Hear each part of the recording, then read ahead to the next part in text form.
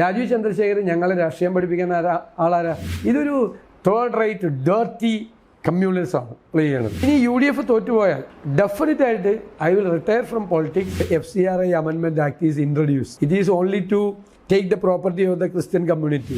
ഈ പിണറായി 3 ഉണ്ടാകരുത് എന്ന് എല്ലാവരും പറയും. SDPI LDFിന് സപ്പോർട്ട് ചെയ്യും, PDP LDFിന് സപ്പോർട്ട് ചെയ്യും. ഒരു ഓപ്പർച്യൂണിസ്റ്റിക് അപ്രോച്ചാണ്. ഫൈനൽ അസസ്മെൻറ്റ് നമ്മൾ 100-ലധികം സീറ്റുമായി തിരിച്ചു വരുമെന്ന്. ആ അസസ്മെൻറ്റിനൊരു പൊളിറ്റിക്കൽ ബേസ് ഉണ്ട്. ഞങ്ങൾ എല്ലാ ബൈ ഇലക്ഷൻസിനും ഇന്ത്യയിലെ എല്ലാ സംസ്ഥാനത്തും പ്രതിപക്ഷങ്ങൾ തോറ്റുകൊണ്ടിരിക്കുക. കേരളത്തിലെ പ്രതിപക്ഷം ഒരു ബൈ ഇലക്ഷൻ ഒഴിച്ച് എല്ലാ ബൈ ഇലക്ഷനും വലിയ മാർജിനിൽ ജയിച്ചു. അത് ലോക്കൽ ബോഡിയിലേക്ക് നടന്ന ബൈ ഇലക്ഷൻസും ജയിച്ചു, അസംബ്ലിയിലേക്ക് നടന്നു. അത് വലിയ മാർജിനാണ്, അവരുടെ സീറ്റൊക്കെ പിടിച്ചെടുത്തു. അതിനുശേഷം പാർലമെൻറ്റ് ഇലക്ഷൻ വന്നപ്പോൾ 2019 ബെറ്റർ മാർജിനിൽ വലിയ മെജോറിറ്റിയിൽ ജയിച്ചു. അതിനുശേഷം കേരളത്തിലെ ലോക്കൽ ബോഡി ഇലക്ഷൻ പൊളിറ്റിക്കലാണ്. ആ പൊളിറ്റിക്കൽ ഇലക്ഷൻ കഴിഞ്ഞ ഈ ലോക്കൽ ബോഡി ഇലക്ഷൻ കേരളത്തിൽ പുതിയതായി ഉണ്ടായതിനു ശേഷമുള്ള ഏറ്റവും വലിയ ബിഗ്ഗസ്റ്റ് വിക്ടറി കിട്ടി 30 ഇയേഴ്സിൽ.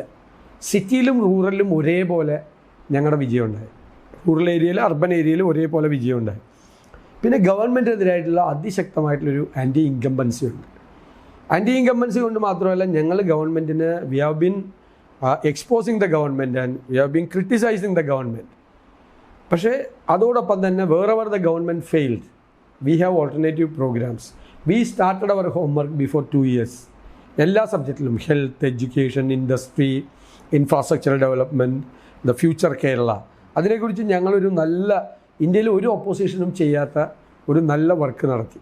അപ്പോൾ ഞങ്ങൾക്ക് എല്ലാത്തിനും ഓൾട്ടർനേറ്റീവ് ഉണ്ട്. ഫിസിക്കൽ സിറ്റുവേഷൻ ഏറ്റവും മോശം. അപ്പോൾ we have submitted A charge sheet before the people ഗവൺമെൻറ്റിനെ കുറിച്ച്.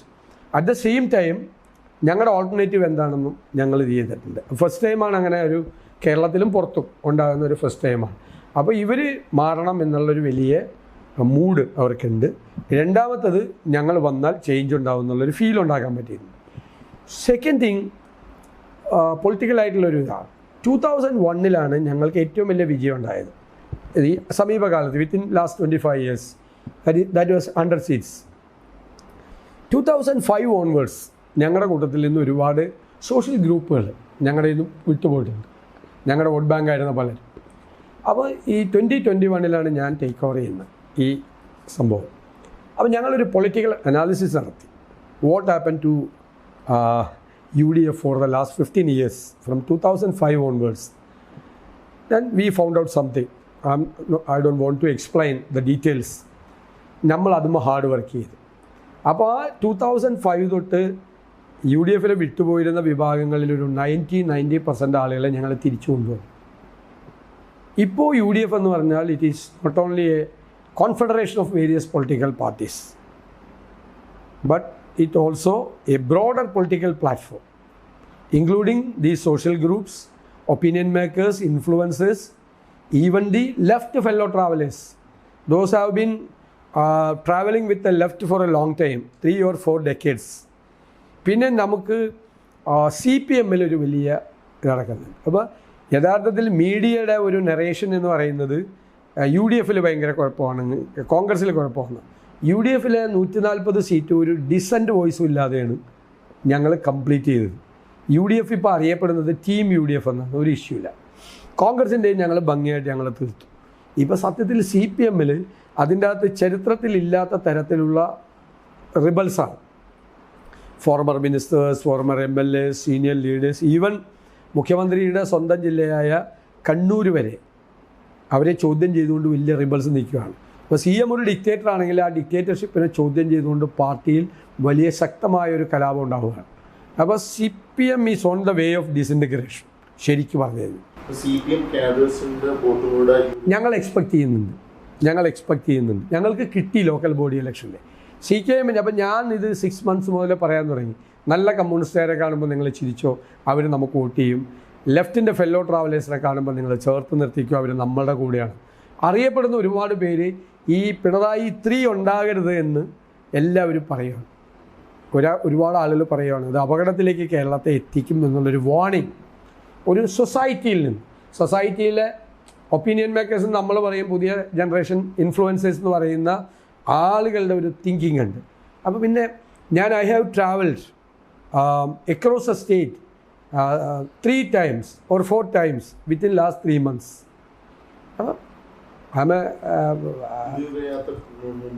യാത്രയ്ക്ക് മുമ്പ് ലോക്കൽ ബോഡി ഇലക്ഷൻ്റെ പ്രിപ്പറേഷന് വേണ്ടിയിട്ട്, പുതിയുഗ യാത്രയ്ക്ക് വേണ്ടിയിട്ട്, പിന്നെ ഇപ്പോഴും ഒക്കെ ആയിട്ട് ഞാൻ കണ്ടിന്യൂസ് ആയിട്ട് ട്രാവൽ ചെയ്തു. അതായത് ഞാൻ ഇതുവരെ കാണാത്ത, എൻ്റെ പൊളിറ്റിക്കൽ ലൈഫിൽ ഇതുവരെ കാണാത്ത ഒരു ട്രെൻഡ് UDF അനുകൂലമായിട്ടുണ്ട്.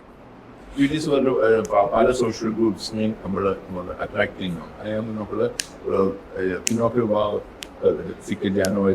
സണ്ണി കത്തിക്കാരെ നമ്മൾ ചർച്ച ഒരു പെർസെപ്ഷൻ ഉണ്ടായിരുന്നു ഇവർക്ക് സീറ്റും കൊടുക്കുന്നുള്ളത്.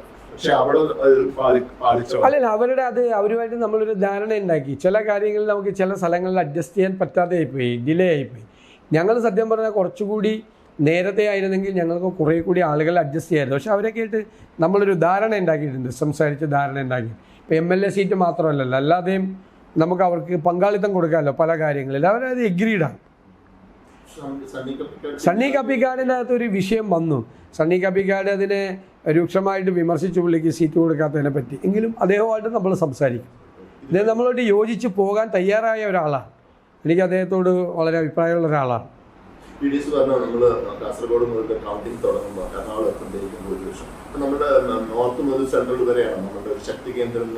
അല്ല, ഇവിടെ എത്തുമ്പോൾ തന്നെ നമുക്ക് മെജോറിറ്റി ആകും. പിന്നെ കുറച്ച് ജില്ലകളല്ലേ ഉള്ളൂ. നമുക്ക് അപ്പം തന്നെ ഏകദേശം 8 ഡിസ്ട്രിക്റ്റ് കവർ ചെയ്യില്ലേ എറണാകുളത്ത് എത്തുമ്പോൾ തന്നെ. പിന്നെ 6 ഡിസ്ട്രിക്റ്റിൽ 2 ഡിസ്ട്രിക്റ്റ് ചെറുതാണ്, ഇടുക്കിയും പത്തനംതിട്ടയും 10ആണുള്ളത്. അതുകൊണ്ടാണ് ഞാൻ പറഞ്ഞത്. ഇപ്പം തന്നെ ഞങ്ങൾ അപ്പോഴേക്കും 70+ വരും.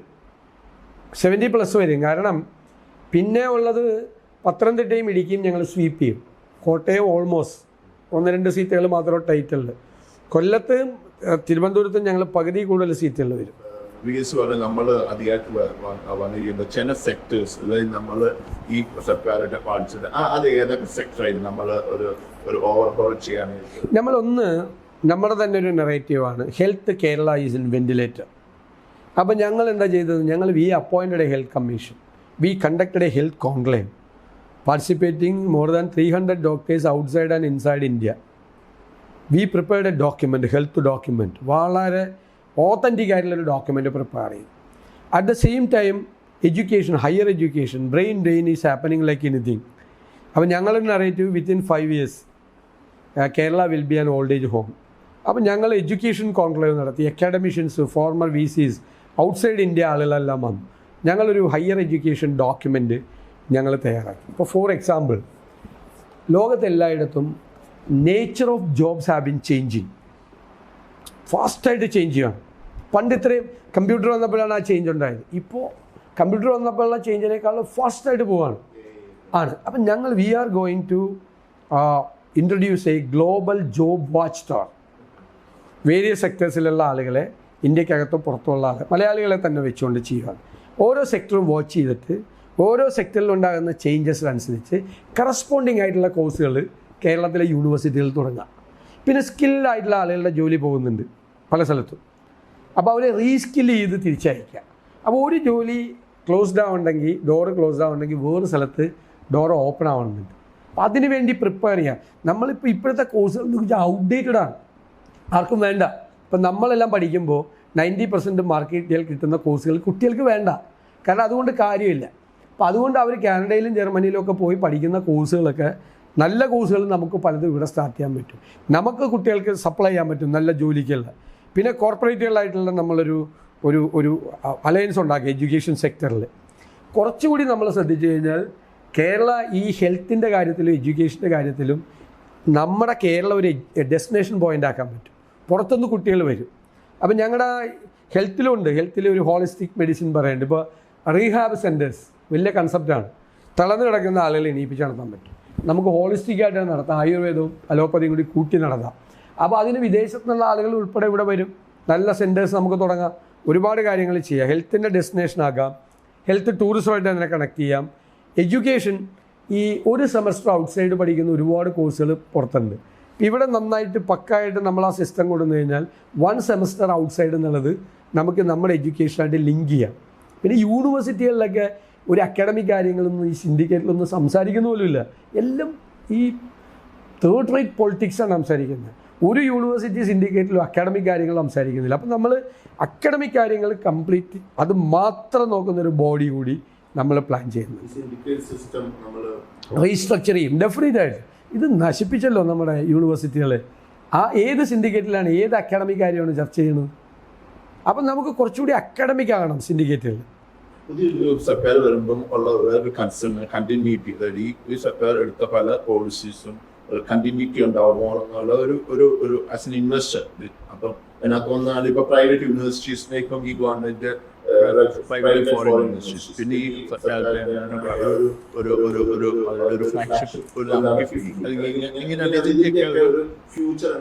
ഞങ്ങളിപ്പോൾ യൂണിവേഴ്സിറ്റികളുടെ കാര്യത്തിലേക്ക് ഞങ്ങളല്ലേ ഇത് ആദ്യം കൊണ്ടുവരാൻ പോയപ്പോൾ ഇവർ സമരം ചെയ്ത് TP ശ്രീനിവാസൻ്റെ മുഖത്തടിച്ചത് ഇവരാണിപ്പോൾ ഇത് വലിയ കൊട്ടിഘോഷിച്ച് ഞങ്ങൾ കൊണ്ടുവരാൻ പോകുന്നത്. പക്ഷെ അവരുടെ ആ ബില്ലിൽ കുറച്ച് അമെൻമെൻറ്റ്സ് വരുത്തണം.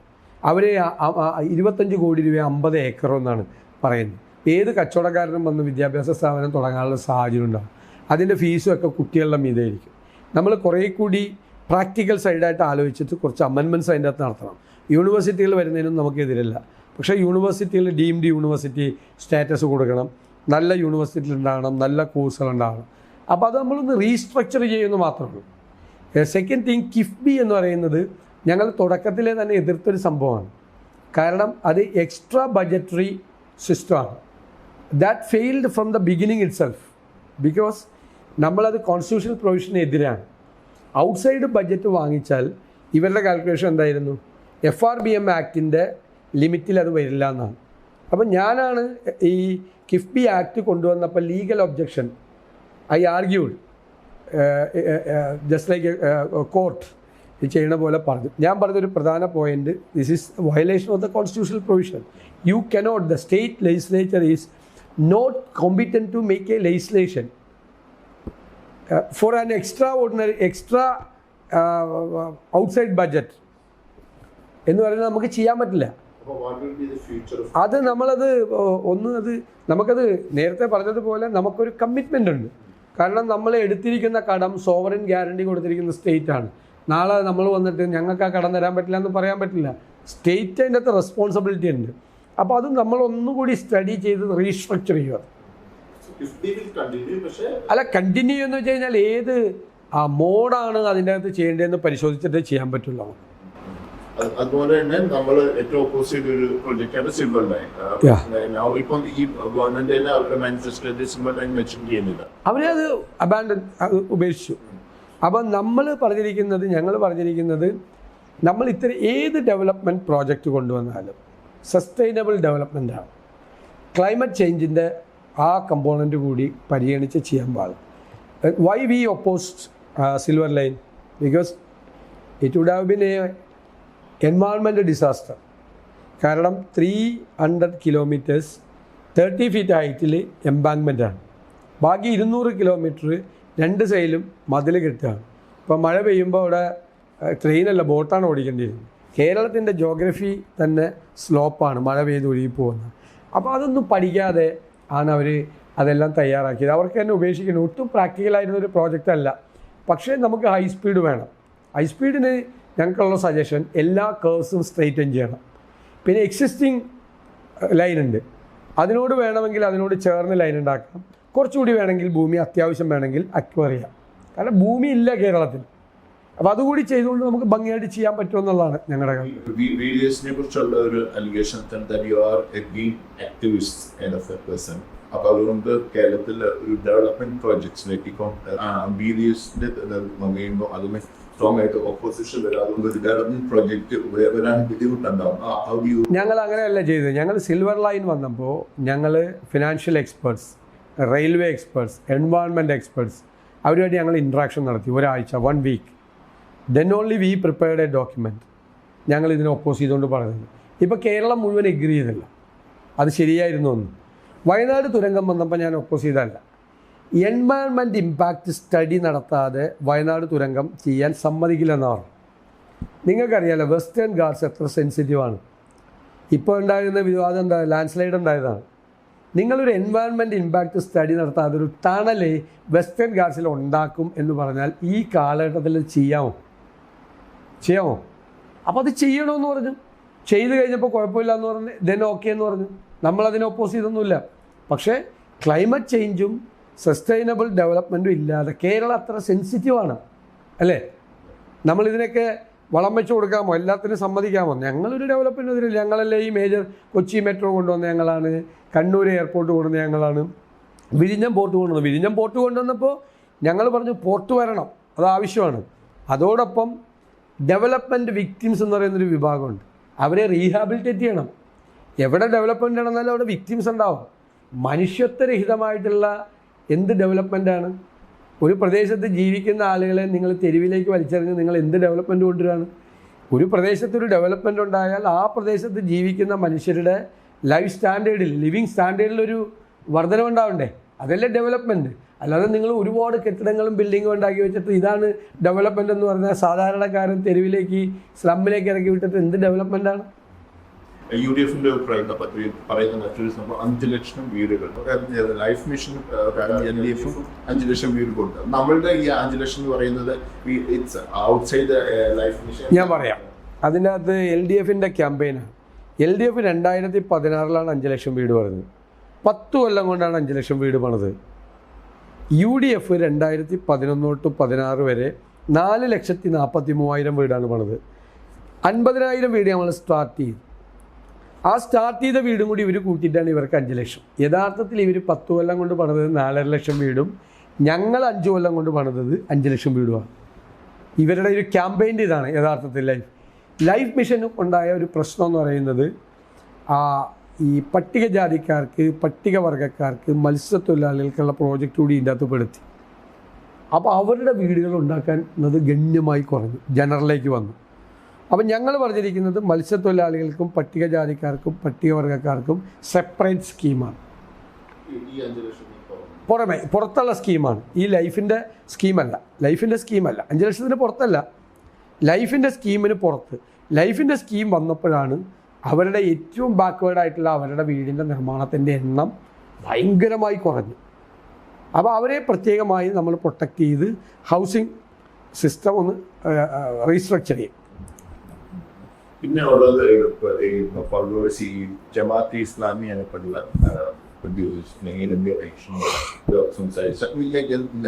അത് നമ്മൾ അത് അവരെ വൈറ്റ് ചെയ്യുന്നത്. ഞാൻ പറയാം, ഇത് ഭയങ്കര ഇൻട്രസ്റ്റിംഗ് ആണ് കേരള പൊളിറ്റിക്സ്. ഈ ജമാഅത്തെ ഇസ്ലാമി ഒരു പാർട്ടി ഉണ്ടാക്കി, വെൽഫെയർ പാർട്ടി. ആ വെൽഫെയർ പാർട്ടി 2019 ഓൺവേഴ്സ് അവർ നാഷണൽ ഇതെല്ലാം വെച്ചുകൊണ്ട് കോൺഗ്രസിന് സപ്പോർട്ട് ചെയ്തു. കോൺഗ്രസ് ഉള്ള മുന്നണി അവർ തമിഴ്നാട്ടിൽ CPM അടക്കമുള്ള ഇന്ത്യ മുന്നണിയാണ് സപ്പോർട്ട് ചെയ്യുന്നത്. CPM നേതാക്കൾ MP-മാരായവർ അവരെയും കൂടി സപ്പോർട്ട് കൊടുക്കുക. അപ്പം ഞങ്ങൾ ആ സപ്പോർട്ട് എതിർത്ത് പറഞ്ഞില്ല. They are not the part of UDF. അവർ അസോസിയേറ്റ് അല്ല, ഒന്നുമല്ല. UDF-ന് ഔട്ട്സൈഡ് നിന്നുകൊണ്ട് സപ്പോർട്ട് ചെയ്തതാണ്. ഞങ്ങളത് അക്സെപ്റ്റ് ചെയ്തു. ഇൻട്രസ്റ്റിംഗ്ലി CPM അതിനെ ഒപ്പോസ് ചെയ്തു. അപ്പം ഞാൻ പറഞ്ഞു, കഴിഞ്ഞ 4 decades ആയിട്ട് CPM-ഉം ജമാഅത്തെ ഇസ്ലാമിയും തമ്മിൽ ബന്ധമുണ്ട്. ജമാഅത്തെ ഇസ്ലാമി കംപ്ലീറ്റ്, ഇപ്പം ഞാൻ 5 ഇലക്ഷൻ മത്സരിച്ചപ്പോൾ 5 ഇലക്ഷൻ എന്നെ ഒപ്പോസ് ചെയ്തവരാണ്. കാരണം LDF-നായിരുന്നു സപ്പോർട്ട്. അപ്പം ഞങ്ങൾ ചോദിച്ചു, LDF-നെ സപ്പോർട്ട് ചെയ്യുമ്പോൾ അവർ സെക്കുലറും ഞങ്ങളെ സപ്പോർട്ട് ചെയ്യുമ്പോൾ കമ്മ്യൂണലും ആണ് എങ്ങനെയെന്ന് ചോദിച്ചു. അപ്പോൾ മുഖ്യമന്ത്രി പറഞ്ഞു ഒരിക്കലും അവരുമായിട്ട് ബന്ധം ഉണ്ടായിട്ടില്ല എന്ന്. Then I produced A video clip that he was welcoming as a party secretary. He was welcoming the support of the Jamaat Islami. That was the thing. Now the interesting question is SDPI LDF-നെ support ചെയ്തു, PDP LDF-നെ support ചെയ്തു. SDPIയെ കുറിച്ച് 24th party കോൺഗ്രസ്സിൽ എൻ്റെ കയ്യിലുണ്ട് എഴുതിയിരിക്കുന്നത് എക്സ്ട്രീം ഔട്ട്ഫിറ്റാണ്, എക്സ്ട്രീം ഫോഴ്സാണെന്ന്. അപ്പോൾ how can they receive the support of an extreme outfit? Party കോൺഗ്രസ്സിൽ പറഞ്ഞിരിക്കുന്നത് PDP ഓൾസോ അറിയാമല്ലോ, PDP ആണ്. അവർ രണ്ടുപേരും സപ്പോർട്ട് അവർ മേടിക്കുക. അപ്പോൾ അവർ വാങ്ങിക്കുമ്പോൾ ഇവർക്ക് കുഴപ്പമില്ല എന്നാണ് അവർ പറയുന്നത്. ഒരു ഓപ്പർച്യൂണിസ്റ്റിക് അപ്രോച്ചാണ്. CPM RSS-ഉമായിട്ട് ഡീലുണ്ടാക്കി. കാരണം സംഘപരിവാറിൻ്റെ അജണ്ട കോൺഗ്രസ് മുക്ത ഭാരതമാണ്. അപ്പോൾ ഞാനാണ് ആ ഡീലുണ്ടായെന്ന് പറഞ്ഞത്. കാരണം അതിൻ്റെ എക്സാമ്പിൾ പാലക്കാട് ഞങ്ങൾ ജയിച്ച സീറ്റാണ്, 18,000 വോട്ട്സിന്. അവിടെ സെക്കൻഡ് BJP ആണ്, വൾണറബിൾ തേർഡാണ് CPM-ന്. അവരവിടെ UDF-ൻ്റെ ക്യാൻഡിഡേറ്റിനെ വോട്ട് സ്പ്ലിറ്റ് ചെയ്യാൻ വേണ്ടി കൊണ്ട ക്യാൻഡിഡേറ്റിനെ നിർത്തി. അതിന് പകരം BJP ചെയ്തത് BJP സ്റ്റേറ്റ് പ്രസിഡന്റ് ഒരു A ക്ലാസ് സീറ്റിലാണ് മത്സരിച്ചത്, Konni. He got 32,000 votes. It's a big got for BJP in Kerala. ആ സീറ്റ് ഇവർ ഇറലവൻ്റ് ആയിട്ടുള്ള ഒരു കോയലിഷൻ പാർട്ട്ണർക്ക് കൊടുത്തു. ശബരിമല ഇരിക്കുന്ന റാന്നി ആ പത്തനംതിട്ടയിൽ പോലും ഇല്ലാത്ത ഒരു പാർട്ടി 2020 കൊടുത്തു. എന്നിട്ട് അവരുടെ കാൻഡിഡേറ്റ് പറയുകയാണ് ശബരിമല ഇഷ്യൂയിൽ ഞങ്ങൾ ഗവൺമെൻറ്റിനെതിരല്ലെന്ന്. അപ്പോൾ ഇത് ഇവർ തമ്മിലുള്ള ഡീലാണ്. താങ്കൾ പറഞ്ഞു 12ഓളം ക്യാബിനറ്റ് മിനിസ്റ്റേഴ്സ് ഇലക്ഷനിൽ ചെയ്യുമ്പോൾ അതിന് മറുചോദ്യം പറവൂർ സേഫ് ആണെന്ന് ചോദിക്കുന്നു. അല്ല, ആർക്ക് സേഫ് അല്ലല്ലോ അങ്ങനെ പറഞ്ഞു കഴിഞ്ഞാൽ. കാരണം ഞാൻ എല്ലാ മത്സരത്തെയും സീരിയസ് ആയി കാണുന്ന ആളാണ്. എനിക്കെതിരായിട്ട് മത്സരിച്ചിരിക്കുന്ന എല്ലാവരും കരുത്തരായ സ്ഥാനാർത്ഥികളാണ്. ഇപ്പോഴും എനിക്കെതിരെ മത്സരിക്കുന്ന കരുത്തരായ സ്ഥാനാർത്ഥി. ഞാനത് ജനങ്ങൾക്ക് വിട്ടുകൊടുത്തിരിക്കുന്നു. പക്ഷേ I have been representing my constituency for the last 25 years. I am the single person in Kerala. All the time I am getting more margin than the last time. അത് എൻ്റെ ആളുകൾ എനിക്ക് വോട്ട് ചെയ്യുന്നുണ്ട്. എല്ലാ പാർട്ടിയിലും പെട്ടവർ എനിക്ക് വോട്ട് ചെയ്യുന്നുണ്ട്. അതുകൊണ്ട് ഞാൻ വളരെ എന്നെ ഇവിടെ തളച്ചിടുമെന്നാണ് പറഞ്ഞത്. ഞാൻ പക്ഷേ കേരളത്തിൽ എല്ലായിടത്തും പോയി ക്യാമ്പയിൻ ചെയ്ത് ഇന്ന് രാവിലെയാണ് വന്നിരിക്കുന്നത്. അതിനകത്തൊരു അലിഗേഷൻ വെച്ചാൽ BJP സപ്പോർട്ടോടുകൂടിയാണ് താങ്കൾ ഉപയോഗിച്ചത്. ഇത്തവണ BJP കാൻഡിഡേറ്റിന്റെ എല്ലാ വർഷവും BJPയുടെ ഇവിടുത്തെ വോട്ട് ഷെയർ കൂടിയിട്ടേ പറവൂരില്ല. അത് നോക്കിക്കുക. അതൊക്കെ വെറുതെ, അതായത് ഞാൻ BJP ഡീല് CPM-നെതിരെ ഉന്നയിച്ചപ്പോൾ അവർ ഡിഫെൻസീവിലായപ്പോൾ പറഞ്ഞപ്പോൾ ഫ്ലിംസി ഗ്രൗണ്ടാണ് ഈ പറയണത്. Anybody can check the vote share of the BJP. It is increasing every time. എന്നെ സഹായിച്ചിട്ടുണ്ടെങ്കിൽ അവർ എന്നെക്കെതിരായിട്ട് ഏറ്റവും കൂടുതൽ അറ്റാക്ക് ചെയ്യുന്ന ആളുകളാണ്. എൻ്റെ വീട്ടിലേക്ക്, ഒഫീഷ്യൽ റെസിഡൻസിലേക്ക്, ഒഫീഷ്യൽ റെസിഡൻസിൽ എല്ലാ മാസവും മാർച്ച് ചെയ്യുന്നവരാണ്. എൻ്റെ വീട്ടിലേക്ക് എല്ലാ മാസവും എനിക്കെതിരായിട്ട് എല്ലാ ലീഡേഴ്സും വന്ന് ചെയ്യുന്നതാണ്. എന്നെ വനവാസത്തിന് അയക്കുമെന്നും പറഞ്ഞിട്ടാണ് അവർ പ്രസംഗിച്ചിരുന്നത്. എനിക്കെതിരായിട്ട് ഇവിടെ അമിത്ഷാ വന്ന് ക്യാമ്പയിൻ നടത്തിയിട്ടുണ്ട്, സുരേഷ് ഗോപി ക്യാമ്പയിൻ നടത്തിയിട്ടുണ്ട്, എല്ലാ BJP സെൻട്രൽ മിനിസ്റ്റേഴ്സും ഇവിടെ വന്ന് ക്യാമ്പയിൻ ചെയ്യാറുണ്ട് എനിക്കെതിരായിട്ട്. എന്നെ തോൽപ്പിക്കണമെന്നാണ് ഒരു BJP നേതാവ് പറഞ്ഞത്. തേർഡ് വരുന്ന BJP വോട്ട് മുഴുവൻ സെക്കൻഡ് വരുന്ന LDF-ന് മറിച്ച് വോട്ട് ചെയ്തിട്ട് VD സതീശനെ തോൽപ്പിക്കണമെന്നാണ് ഫോർമർ BJP നേതാവ് സ്റ്റേറ്റ്മെൻറ്റ് ഇറക്കിയത്. It's very clear. എനിക്കെതിരായി SDPI ഉണ്ട് മത്സരിക്കുന്നുണ്ട്, എനിക്കെതിരായിട്ട് BJP മത്സരിക്കുന്നുണ്ട്.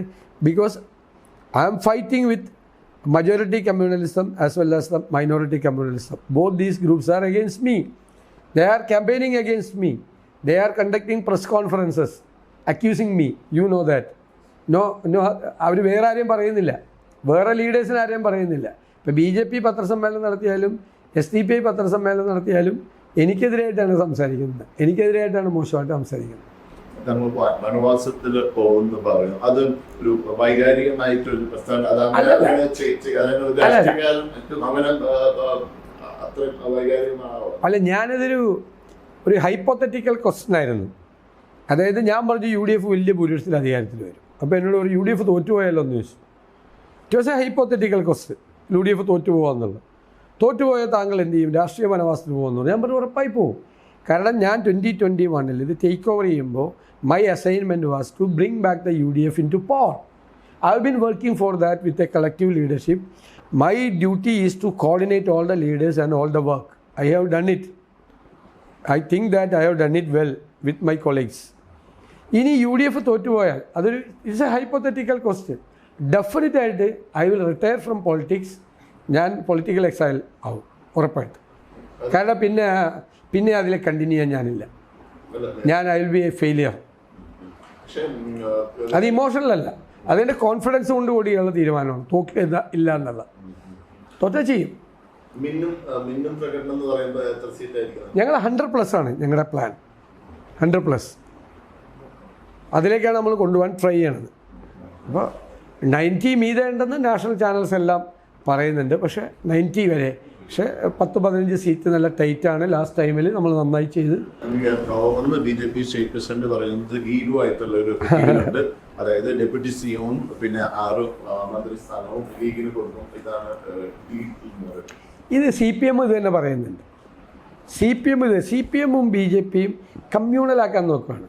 അത് മുസ്ലിം ലീഗിന് കൊടുക്കുമെന്നല്ല പറയണത്. മുസ്ലിമിന് UDF വന്നു കഴിഞ്ഞാൽ ഒരു ഡോമിനൻസ് ഉണ്ടാവുമെന്നുള്ള കമ്മ്യൂണൽ ക്യാമ്പയിനാണ് യഥാർത്ഥത്തിൽ.